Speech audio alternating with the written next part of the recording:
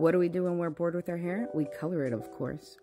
Here's a before shot of my hair, and I am working with virgin hair. Really hard to do that, but I went 2-3 years without coloring, so it is time. So this is my first time using a highlighting cap. I kind of just wanted to try something new.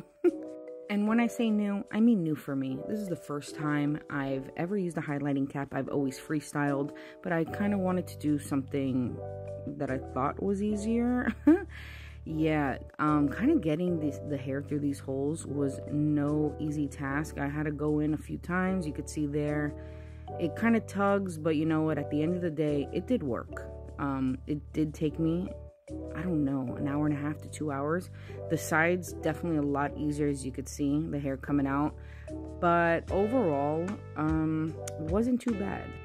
Here's the side completed. I am just focusing mainly pieces towards the front. Of course, I do want a nice blend, so I am taking pieces from the back, but as you see, mostly this is going to be like face framing, just kind of, I wanted something in the front.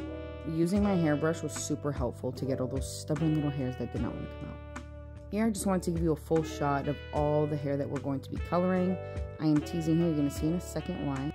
Now let's begin mixing our concoction. So I'm using the Matrix Light Master with some 20 volume, and here we go. So I'm going to start in the back, and I'm not taking it all the way to the root. I'm kind of just feathering it a few inches away from the scalp and then fully saturating the rest of the hair.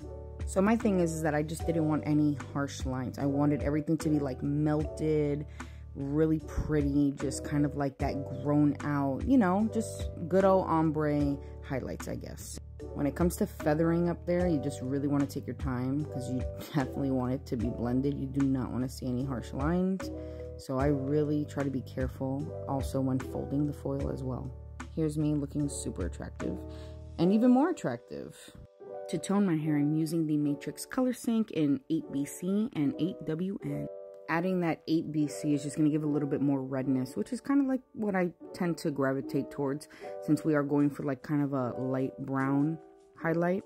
Once fully saturated, I go ahead and cover with a shower cap and let it sit for about 25 minutes.